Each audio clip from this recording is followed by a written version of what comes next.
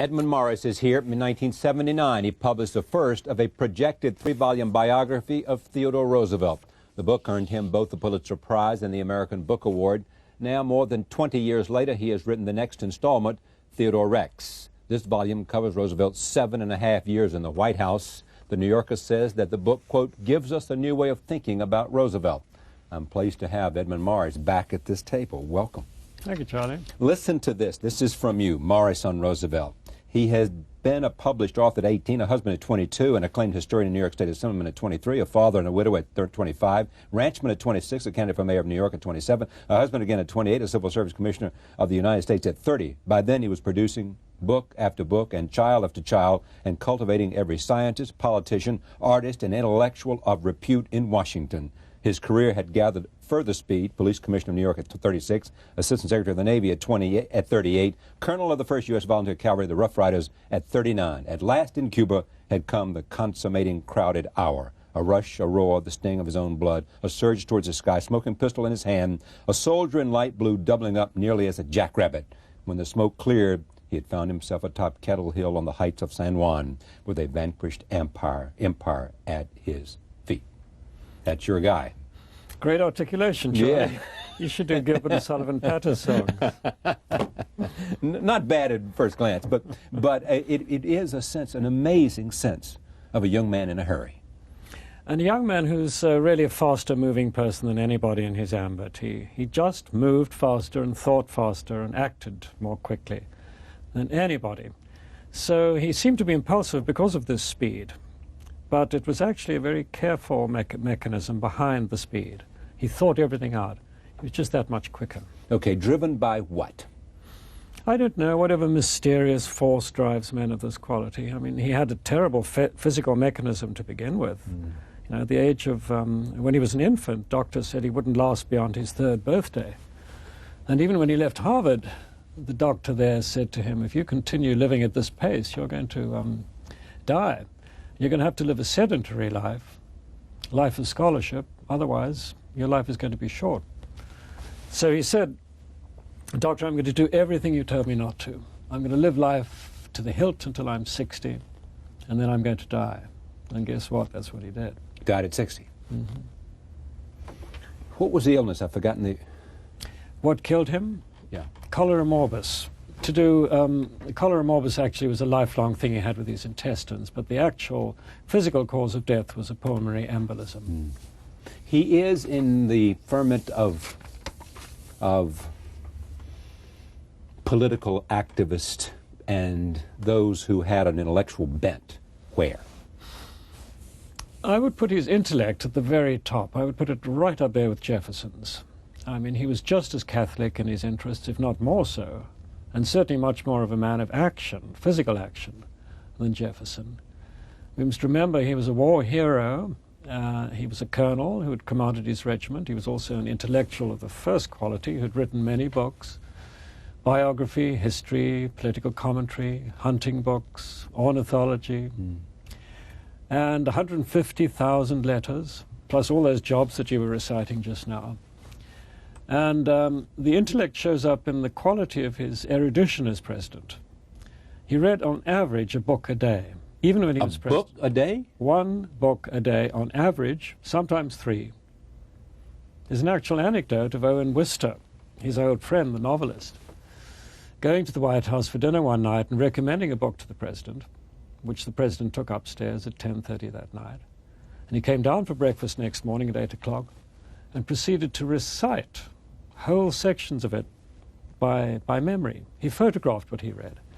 Photographic memory, no question. No question. And as Wister said, somehow between his dinner and his sleep and his breakfast, he'd read a volume of 350 pages and missed nothing of significance that it contained. But that's an amazing rate of reading, isn't it? It is. He was, I suppose, Did he sleep? A natural speed reader.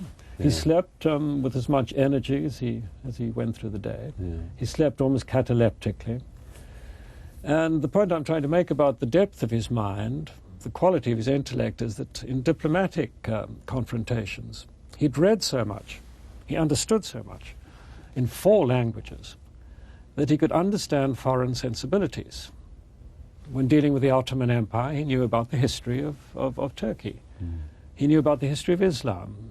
He was deeply versed in the history of Russia when he negotiated the end to the Russo-Japanese War, and also Japan. When you sit across from people at any table, in negotiation, in conversation, if you show some curiosity, plus information, plus intellect, plus insight into the world of the other person, you are on your way to Absolutely. some kind of engagement. Right. And Right. he had that in spades when he walked in. Yes. It's sometimes said that he was not a very good reader of human character, but I'm not sure if I believe that anymore. He tended to like everybody he met. He had that political weakness. Yeah. And Because he therefore, wanted them to like him, or did we know? he was just by nature overwhelmingly positive. He was like Ronald Reagan, who loved everybody he met, and he couldn't understand why people would detest him. Roosevelt was like that too, and he also relied, as Reagan did, on his wife to temper this natural ebullience, this tendency to like everybody. So he relied on Edith Kermit Roosevelt a lot. Go ahead. But I was just going to say that despite the fact that he tended to like the people he met, he was also wise. Wisdom comes from reading. Wisdom comes from deep knowledge. He was therefore sensitive to the feelings of other people and other countries. Plus, he was also adept at working out his strategy on the base of this universal knowledge. Would he was a young man when he came to the White House. I guess the youngest at 42 he came to the White House.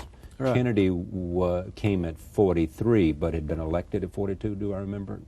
He was the youngest elected president, and TR was the youngest president. He was 42 we've because ever had. he came on the assassination. How do you explain the fact that his political maneuverings that led him to switch parties and do all that kind of thing? Was it simply because he lost because he wanted power so much? Yes, he did. One of the greatest things he did was to give up power when he was really in flush with it. At the age of 48, he was offered a third term in the White House, and he could have had it on a silver plate. But he began to detect in himself the slight corruption that power can bring. And he said very honorably that he thought that George Washington had established a precedent whereby 2 terms is enough for any man. So he gave up the White House and left it at the early age of 50, a noble gesture, because he was born to exert power. He loved it there. However, he gave it up, but then he began to regret giving it up. So he came back in 1912, trying to get the Republican nomination for another term in the White House, was denied the nomination, therefore formed a third party, the Progressive Party, and campaigned on that ticket. So it was ambition. It was ambition and also frustration with his successor. It's the familiar story of a great man hand-picking a successor, and then within months becoming impatient with him and wanting to do it again himself.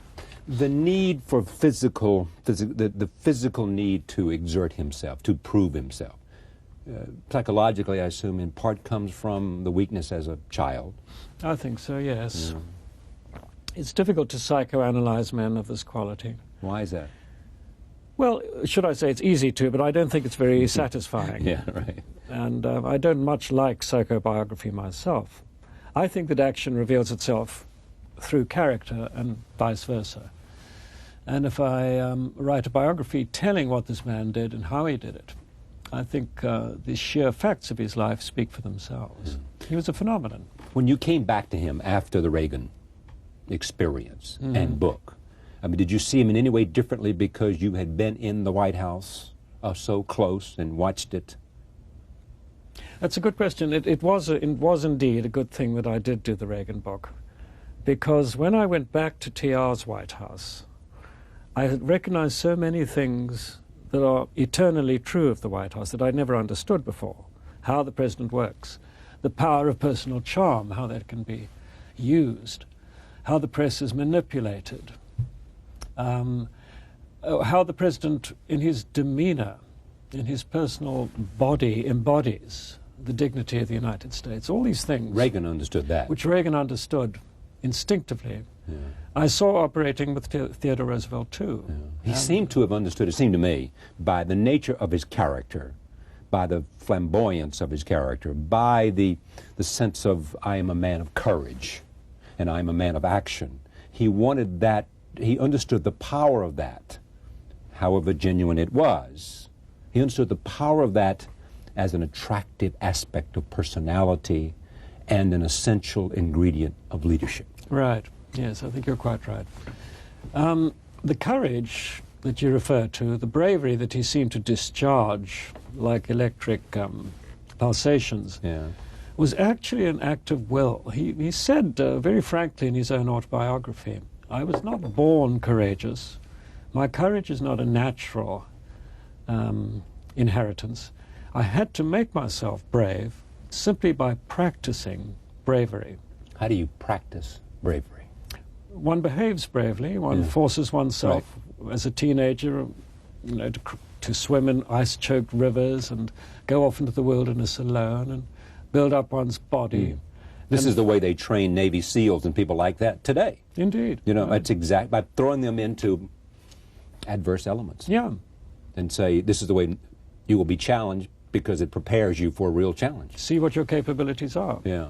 He's constantly extending his capabilities. I am fascinated by this aspect of human beings. Those, George Patton is an example. I'm not sure if there's a similarity at all.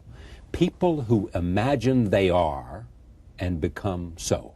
Right. You will yourself to be. Yeah. Yeah. The will is the most remarkable thing about Theodore Roosevelt. This giant will that built up that big, beefy, brawny body we know so well from very unprepossessing beginnings, and which superimposed itself politically on Congress, on the American people, on the whole world. He became the first president who's ever become a world figure. In fact, the only president who's ever mediated the end of a foreign war at the invitation of the contending parties. He also introduced America in a real way to a new century. Don't you think? Yes, it's one of those mysterious concatenations of fate that he should become president, so young and lusty, in 1901 through an act of assassination, just when the United States itself was becoming a world power.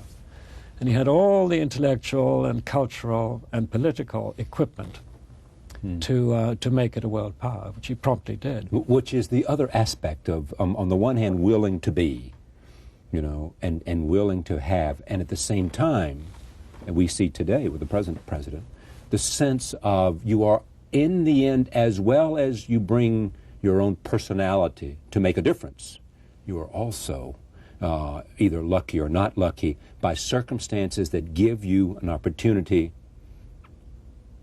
to perform, an opportunity to bring to bear whatever skills you have.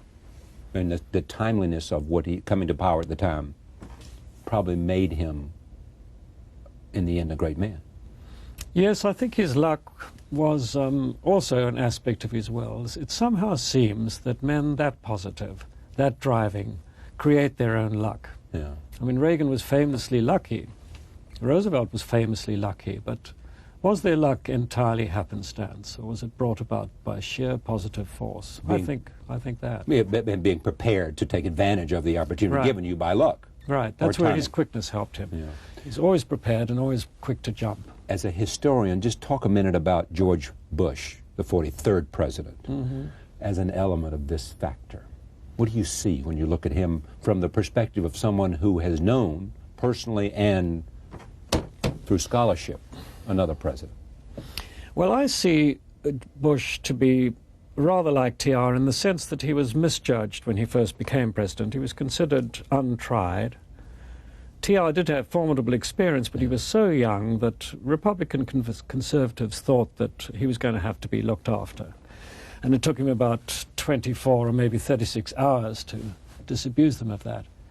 He had become president through an act of terrorism, and George Bush had to prove himself through an act of terrorism, which occurred almost exactly 100 years after the assassination of McKinley. And in both cases, the crisis, the national trauma that the assassination brought in 1901 and World Trade Center this time, tempered the man and gave us a president immeasurably stronger than we imagined when he came into office.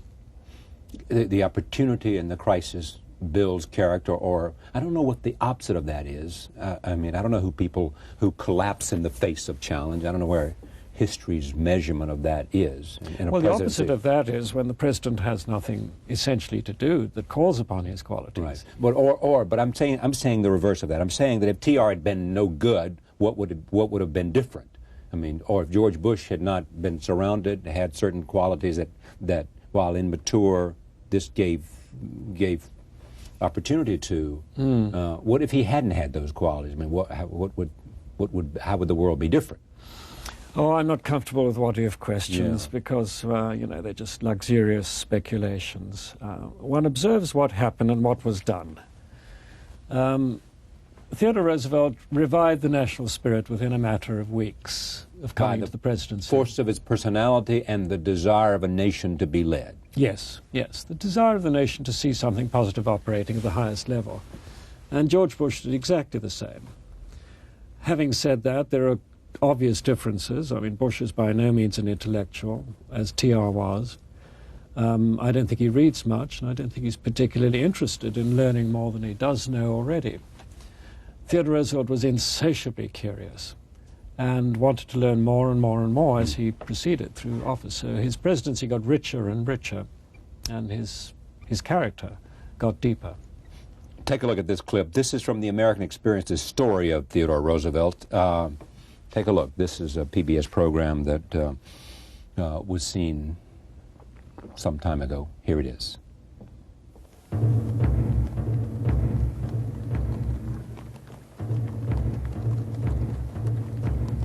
Less than 7 months after his inauguration, President William McKinley was dead from an assassin's bullet. 5 days of mourning were led by the new president, Theodore Roosevelt. The worst fears of the Republican establishment had come to pass. The whole country was in mourning, a reporter remembered, and no doubt the president felt that he should hold himself down. But his joy showed in every word and movement. He strode to the office on his first day, September 22nd, 1901, a torrent of energy, moving quickly to make the presidency his own.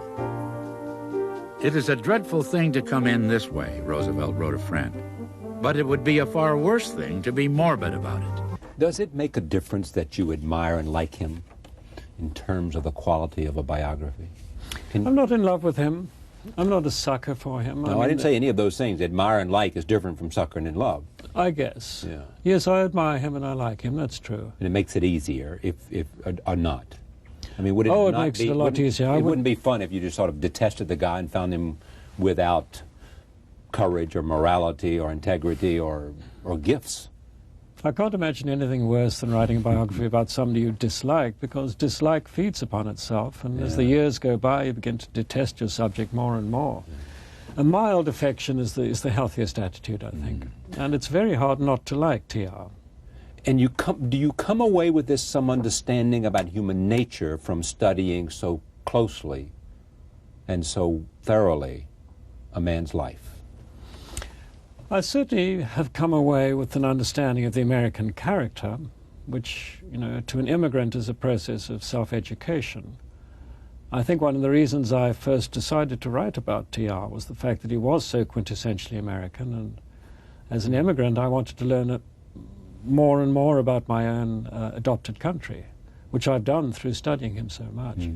It makes it a lot easier, because you focus a lot on his writings, to understand someone, I mean, to have the benefit of such a voluminous writer. Yes. Being a writer myself, I naturally identify with his literary side, perhaps more than his political side, since I'm not very political. And he could have been a pretty distinguished writer if he'd chosen to direct his life that way. I mean, his gift of imagery was extraordinary. His humor was delicious. His auditory imagination was amazing, I think deriving from the fact that when he was young he was so myopic Yeah. He couldn't relate to the natural world, to birds and animals, except by hearing them. So all his prose, his natural prose, is redolent with sound effects. And as a writer, I really respect and admire that kind of thing. What was his most glaring flaw? His most glaring weakness was his strength, if that doesn't sound paradoxical. He got too strong in the presidency for his own good. And as a result of that, he perpetrated an injustice in 1906, which has become the one big blot on his record. And I'm talking about the Brownsville episode. Tell us about it. Well, in the summer of 1906, the white citizens of Brownsville, Texas, reported to the president that there had been a riot in their town, and a battalion of black soldiers had killed a white citizen and seriously maimed a white police officer. And would the president, as commander-in-chief, please withdraw this battalion from their community and discipline these men? So the president, after a series of very perfunctory inspections by the army, decided to uphold his inspector general, and he dishonorably discharged every single man in the battalion, even though the evidence that they had rioted was very skimpy, in fact pretty obviously trumped up. He could never bring himself to admit that what he'd done was wrong, because by then he began to believe that everything he did was right. Since all his intentions were good and his instincts were so correct, he thought he had brought about justice. But he had not. Delusions of infallibility? Or? Yeah. And I think that was the sense of that made him turn down another term in the presidency. He began to notice in himself the corrupting effect of being too powerful. Edmund Morris, this book is called Theodore Rex. Edmund Morris has won a Pulitzer Prize for the first one, called The Rise of Theodore Roosevelt. He goes now, I assume at some point soon, back to the computer or typewriter or longhand, however he does this, to begin or complete Volume 3. Thank you very much. Thank you, Charlie.